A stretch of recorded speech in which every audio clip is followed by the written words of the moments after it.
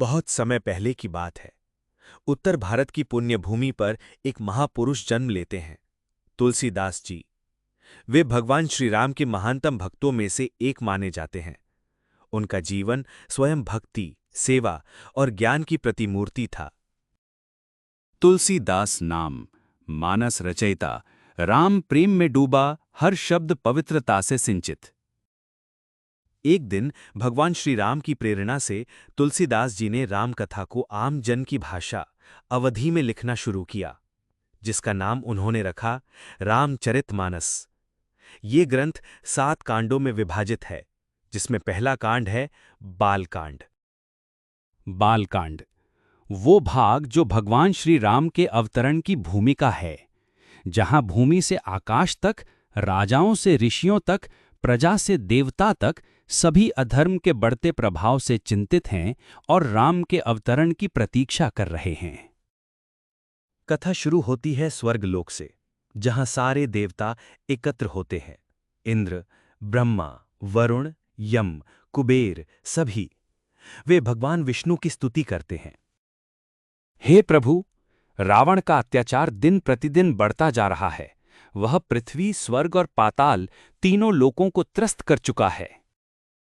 रावण को वरदान प्राप्त था कि वह देवता, गंधर्व, यक्ष, दैत्य किसी से भी नहीं मारा जा सकता, परंतु उसने मनुष्य और वानर को तुच्छ समझकर यह वरदान नहीं मांगा। यही उसकी भूल थी। ब्रह्मा जी निवेदन करते हैं, हे प्रभु, आप मनुष्य रूप में अवतार लेकर रावण का अंत करें। भगवान विष्णु मुस्कुराते हैं। वे कहते हैं, चिंता न करो, समय आने पर मैं रघुकुल में राजा दशरथ के घर अवतार लूंगा। अब कथा का प्रवाह आता है पृथ्वी पर, अयोध्या नगरी में, जहां रघुवंश की राजधानी स्थित है। अयोध्या, जिसका वर्णन तुलसीदास जी बड़े प्रेम से करते हैं। सकल मंगल मूम अयोध्या, धन्य नगरी जहां धर्म स्वयं बसता है। अयोध्या के राजा हैं महाराज दशरथ, धर्मशील, प्रजावत्सल, सत्यनिष्ठ। उनकी 3 रानियां हैं, कौशल्या, कैकेयी और सुमित्रा। पर एक दुख है, संतान नहीं है। महाराज दशरथ भले ही पराक्रमी और समृद्ध हों, पर हृदय में एक शून्यता है। वे कहते हैं, प्रभु ने सब कुछ दिया है, पर कोई पुत्र नहीं। मेरे बाद ये राज्य कौन संभालेगा? उन्होंने सभी उपाय किए, व्रत, तीर्थ, दान, जप, होम। फिर उन्होंने अपने राजगुरु वशिष्ठ मुनि से सलाह ली। हे राजन, चिंता न करें, एक उपाय है, पुत्रेष्ठि यज्ञ। यदि आप ऋष्यशृंग मुनि से ये यज्ञ कराएं तो आपको पुत्र की प्राप्ति निश्चित है।